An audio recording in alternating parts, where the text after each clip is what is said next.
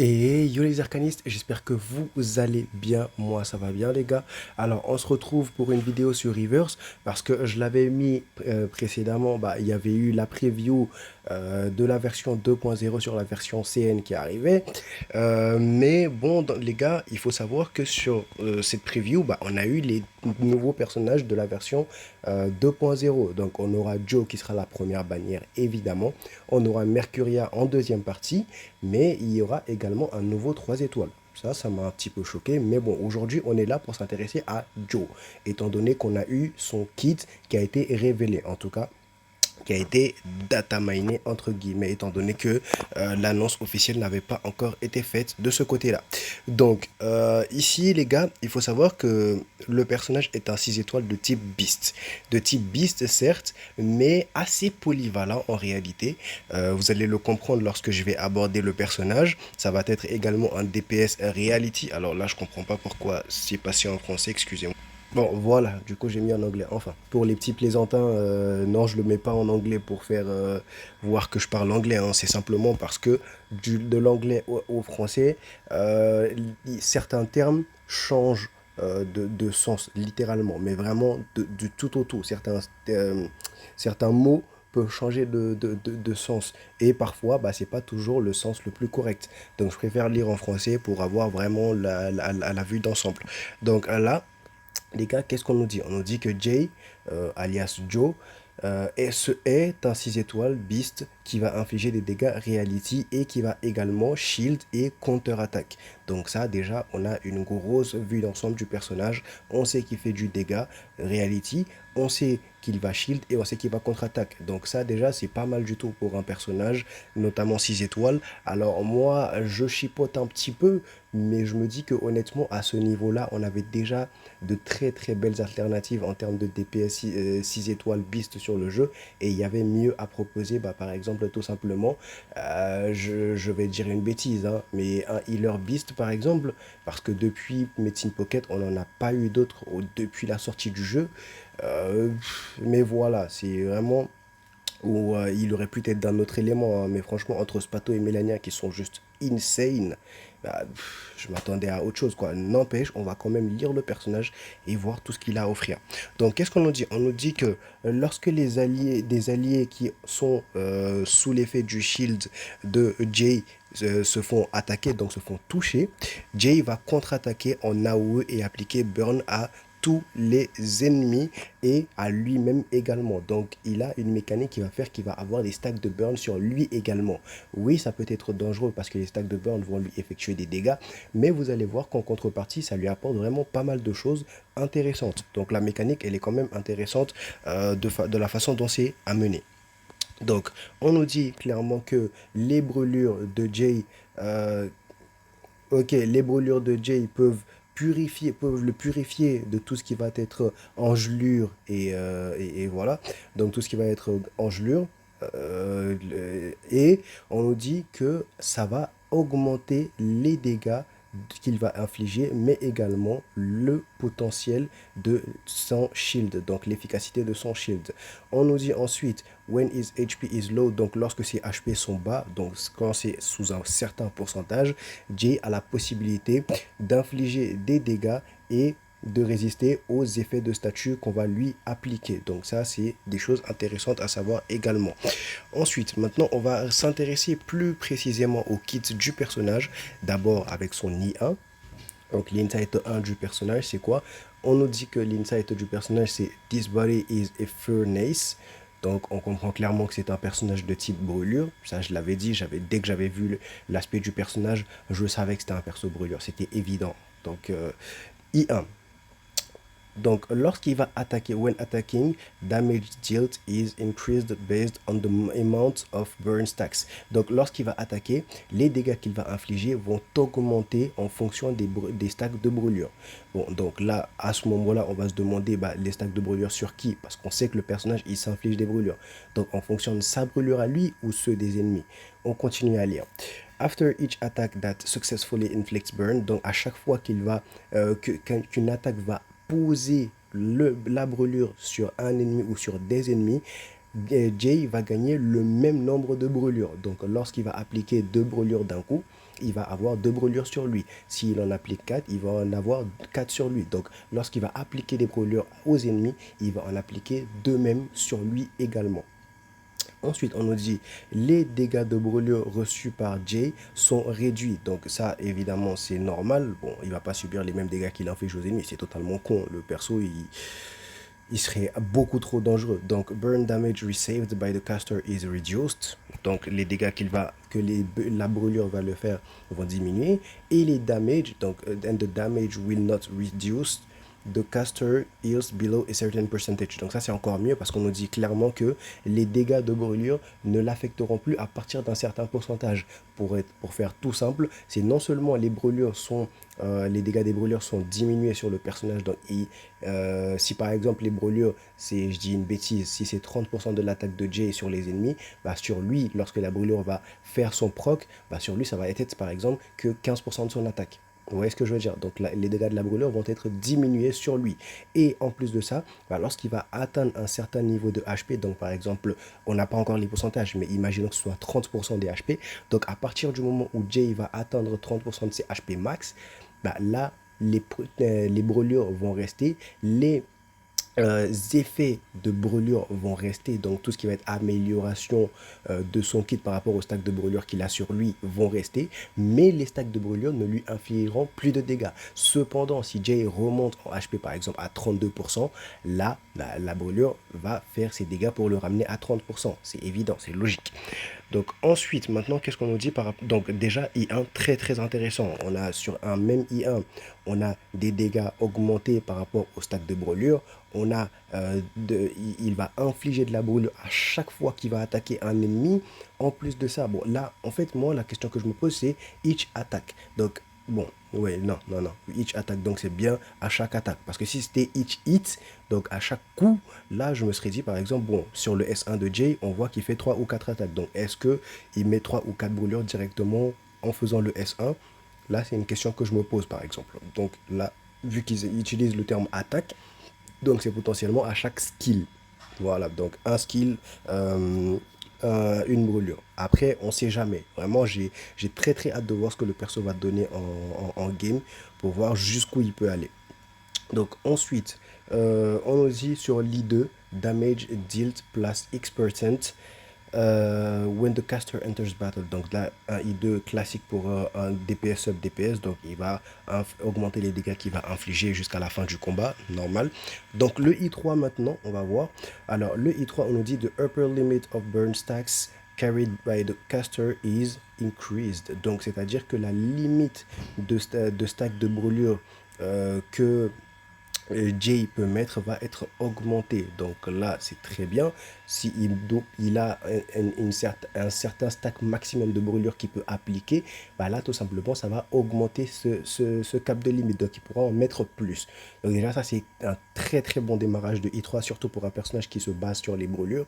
Donc ensuite, on nous dit, when in the burn status, the caster becomes immune to freeze and cold. Donc, lorsqu'il va entrer dans l'état plutôt lorsque il a des brûlures sur lui, donc when in the burn status, lorsqu'il a des stacks de brûlures sur lui, il va être immunisé au freeze et au cold. Donc ça déjà, c'est bien également, même si, bon, actuellement, on va pas se mentir sur le jeu, peut-être que ce sera le cas à la 2.0, mais on n'a pas énormément d'ennemis qui vont nous faire freeze ou cold, donc à voir à ce moment-là. Mais bon, at the beginning of the round, if the caster's HP is lower than a certain percentage, donc au début de chaque tour, si les HP de Jay sont inférieurs à un certain pourcentage, il va retirer tous ces effets négatifs, ces effets négatifs, c'est-à-dire tous ces debuffs.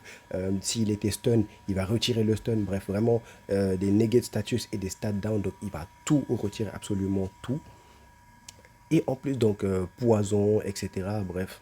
Et en plus de ça, bah, tout simplement, il va augmenter son taux de coup critique.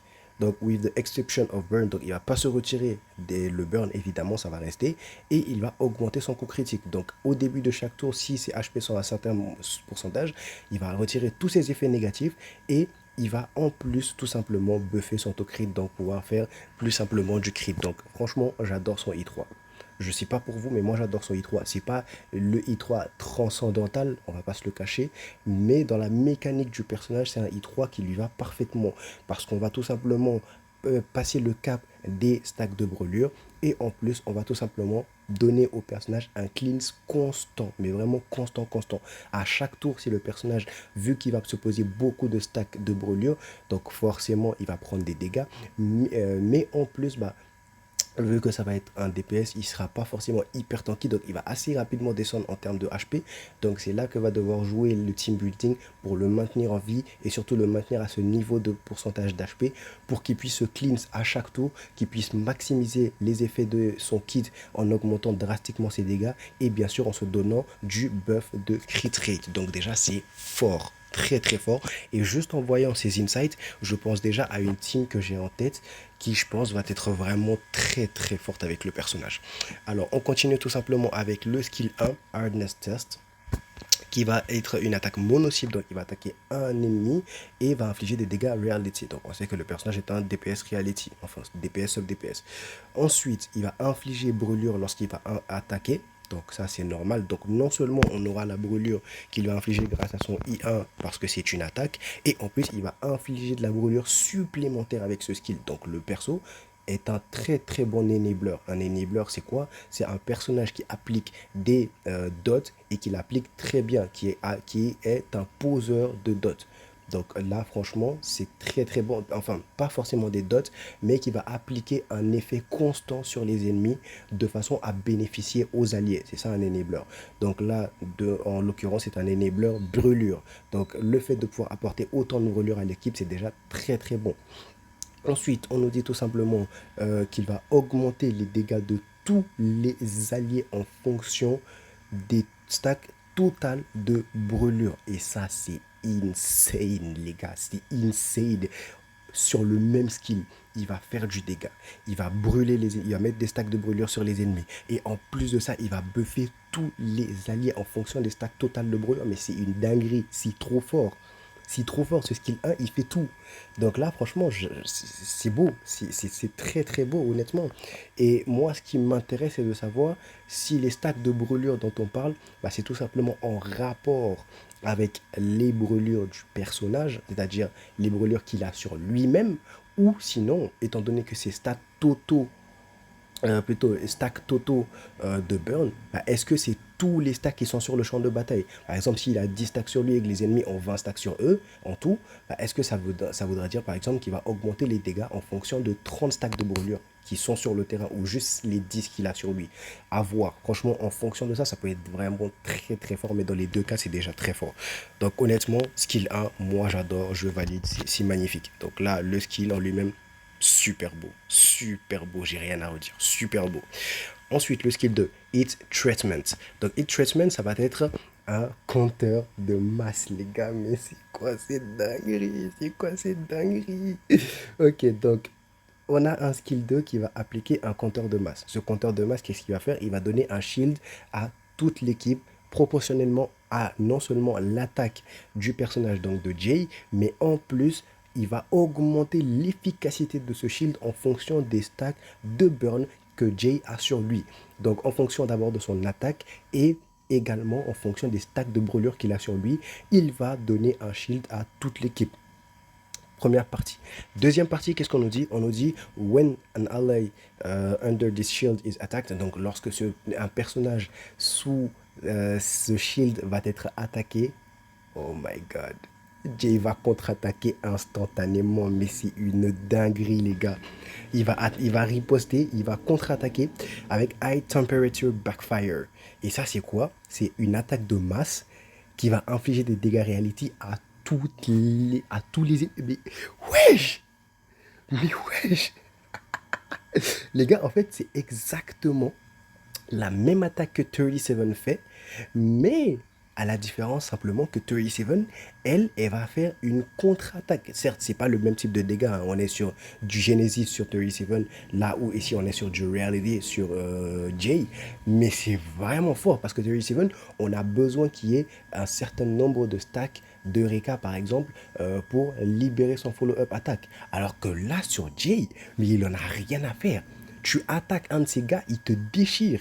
Mais littéralement, sur un même tour, vous attaquez, si c'est une team de 3, vous attaquez les 3 persos de son équipe, genre lui y compris, il vous déchire 3 fois tous ensemble. C'est une dinguerie. En tout cas, si je comprends bien, les gars, mais c'est trop fort. C'est trop fort. Et en plus de ça, bah, l'attaque va infliger brûlure encore. Donc, il va attaquer tous les ennemis et il va leur infliger brûlure à tous. This additional damage based on the caster lost HP. Donc, il va infliger des dégâts en plus, hein, il va infliger des dégâts supplémentaires en fonction des HP qu'il a perdu. Mais ça va être un giga DPS en fait. Parce que moi, lorsque j'ai vu le kit pour la première fois, parce que oui, effectivement, j'ai déjà lu le kit de mon côté, mais moi, je m'étais dit surtout que le personnage, c'était un sub DPS pour Spatodea, mais à cette allure-là, les gars, c'est un main DPS à part entière. C'est vraiment, il a sa propre team à côté. Parce qu'il y a beaucoup trop de façons de jouer ce perso, en fait. C'est super fort. Ok, donc là, franchement, S2, magnifique. Si déjà sur le S1, j'étais admiratif, mais là, sur ce S2, il est incroyable. Maintenant, moi, la question que je me pose, en réalité, c'est ce S2-là, parce que je vois Mass Counter. Ce S2, c'est un. On parle de shield. Est-ce que c'est un shield compteur, c'est-à-dire un shield qui n'est pas vraiment un shield, c'est-à-dire comme les shields blancs que mettrait un Ezra ou une Yenensei ou une Tinent, c'est-à-dire un shield vraiment un shield, un bouclier blanc sur les HP, ou ça va simplement être une barrière qui va lui permettre de counter. Là, je me pose la question, parce que si c'est une barrière comme sur euh, Balloon Parry, c'est-à-dire tu mets juste un truc pour montrer que voilà, il y a un compteur d'actifs, il n'y a pas de shield. Oui, Balloon Parry a une réduction de dégâts, certes, mais je veux simplement dire un bouclier à part entière. Est-ce qu'il y a ou non un bouclier? Et s'il y a un bouclier, c'est putain de broken parce que ça va permettre au personnage de non seulement sustain la team, et je pense que ce sera vraiment un bouclier parce qu'il va quand même perdre pas mal d'HP, donc il a besoin et on veut le maintenir le plus bas HP, donc forcément il aura besoin d'un shield. Et si lui-même il peut apporter un shield à toute l'équipe, déjà c'est insane parce que ça va augmenter la survie de l'équipe et en plus tout simplement ça va lui permettre à lui également de pouvoir se sustain à sa façon. Donc là, c'est déjà très, très, très, très fort. Surtout qu'avec Jay, vu son kit, on ne veut pas forcément amener un healer qui va le soigner, mais de fou furieux. Voilà. Moi, quand je vois le kit de Jay, j'ai pas envie d'amener Tooth Fairy ou comment il s'appelle, ou Villa derrière lui. J'ai pas du tout envie. Moi, quand je vois le kit de Jay comme sustain, moi j'ai envie d'amener par exemple une Yeninsei ou par exemple tout simplement une Kakania. Et surtout, je pense que la meilleure sustain pour Jay, ce sera pour moi de loin Kakania. Parce que là, c'est insane. Et on va y revenir à la fin de la vidéo, je vais vous donner mon avis. Donc là, voilà un petit peu par rapport au S2. Le S2, voilà, donc c'est pour ça que je me pose la question en fait, parce que là je vois ça, mais je sais pas si c'est un vrai shield, donc à voir.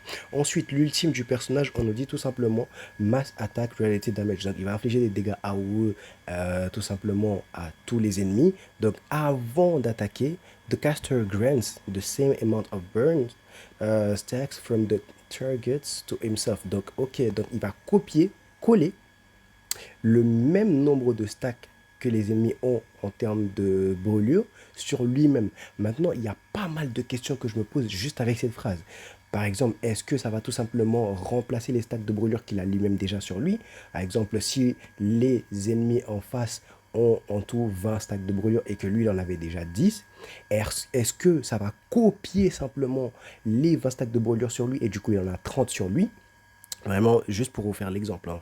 C'est pas le nombre de stacks, mais juste pour que vous compreniez.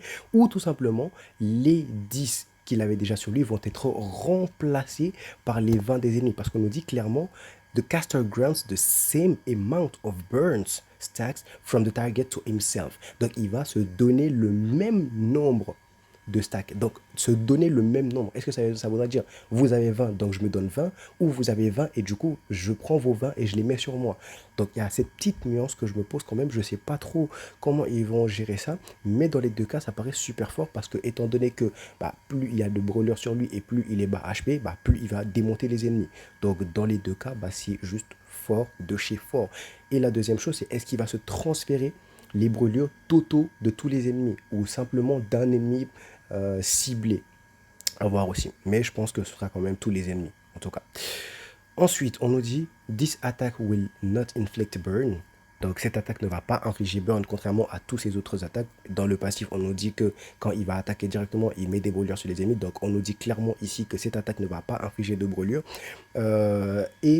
And will cause additional reality damage based on the amount of burn stacks on the targets. Donc il va augmenter encore une fois les dégâts qu'il va infliger en fonction des stacks de brûlure sur les ennemis. Donc les gars, c'est trop fort. C'est trop fort. C'est un aspect magnifique aussi. Franchement, pour moi, il a les plus belles animations du jeu. Actuellement, il a les plus belles animations. Cet aspect magnifique, ses skills magnifiques. Tout est beau, tout est beau. Donc là, les gars, je vous avais dit que je vous donnerai mon avis par rapport à ce que je vois comme team avec le personnage. Parce que moi, quand je lis le personnage, j'ai pas forcément envie de le jouer avec Spato DA. Parce qu'en réalité, au début, je me suis dit, ah, donc du coup, ça va être un sub DPS pour la team Spato. Parce que oui, dans une team A3, il n'aura pas sa place dans la team Spato, vu qu'on a déjà Isold et derrière, bah, on a des persos comme Villa ou Tosferi. Mais dans une team A4, bah, moi, je me disais, ah, mais avec Spato, ça peut être très, très, très, très fort. Parce que du coup, il y aura Spato, il y aura Isold, il y aura lui. Et enfin, il y aura Tosferi ou Villa. Mais sauf que là où une Spato a besoin de Villa ou Tosferi, lui déjà il n'en a pas besoin. Il n'a pas besoin de ces deux healers là. Vraiment, il ne les veut pas dans sa team. Vu sa mécanique, si on veut vraiment profiter au maximum du DPS du personnage, il n'a ni besoin de Tosferi ni de Villa. Ce qui fait déjà un excellent personnage parce que ça nous permet de l'utiliser ailleurs dans des contenus où on a besoin de faire deux teams. Ça nous permet tout simplement de le jouer ailleurs et d'avoir tout simplement la possibilité de remettre Villa ou Tosferi dans l'autre équipe parce que la plupart des DPS du jeu ont besoin d'un de ces deux healers alors que lui pas du tout. Donc ça permet de débloquer le slot de l'autre équipe, en tout cas le slot healer de l'autre équipe pour Tosferi ou Villa. Donc déjà ça c'est très très bon. Ensuite, ce que je me dis c'est aussi, bah, en fait le personnage quand on le lit, ce n'est plus finalement un sub DPS car oui il va apporter du buff donc counter, il va apporter du debuff donc brûlure, il va augmenter les dégâts des alliés, il va augmenter le taux crit etc. Donc oui il est très très polyvalent mais en réalité lorsqu'on lit le kit on voit vraiment un DPS. Pour l'instant moi je vois un gros DPS et surtout un gros DPS que j'ai pas forcément envie de jouer dans la team Spato. Déjà en team A3 c'est pas possible, on va pas remplacer Isold par lui. Déjà, c'est pas possible. Donc, il aura sa propre team à 3, forcément. Donc, dans cette team à 3, moi, qu'est-ce que je vois comme composition? Je vois beaucoup de compositions. Déjà, je vois lui et Kakania. C'est vraiment indétrônable, ces deux-là. On va les garder ensemble. En tout cas, pour moi, ça va être le meilleur duo possible pour Jay. C'est clair. Mais si vous n'avez pas Kakania, vous pouvez mettre Yenensei sans aucun problème, évidemment. Et à côté, bah, tout simplement, en deuxième personnage, honnêtement, il y a beaucoup de possibilités, mais là, déjà, Isolt, évidemment, Isolt peut jouer avec lui, mais le meilleur personnage que je vois, honnêtement, pour lui, ça va pas être un secret, hein, les gars, ça va être tout simplement, excusez-moi, ça va être tout simplement Summelwise. Oui, Summelwise, depuis sa sortie, honnêtement, ça a beau être un personnage 6 étoiles gratuit, elle est vraiment très présente dans la méta. Le personnage est excessivement forte. Et là, on se rend compte que elle va juste parfaitement bien avec Jay parce qu'elle va apporter tout simplement ce qui va permettre à Jay de faire d'autant plus de dégâts parce qu'elle va permettre à Jay de retomber sous ses low HP rapidement parce qu'elle va lui faire sacrifier des HP. Donc ce qui va permettre à Jay de rentrer directement dans le combat parce qu'on sait de toute façon que Jay va prendre un peu plus de temps à rentrer dans le combat que Spato. Là où une Spato, dès qu'elle rentre, elle te patate, c'est fini, vous êtes tous morts. Là, Jay va prendre un peu plus de temps parce qu'il a besoin de certaines conditions. Il a besoin d'un certain nombre de stacks de brûlure qui va se mettre lui-même évidemment. Il a besoin de certains d'être sous un certain seuil de HP.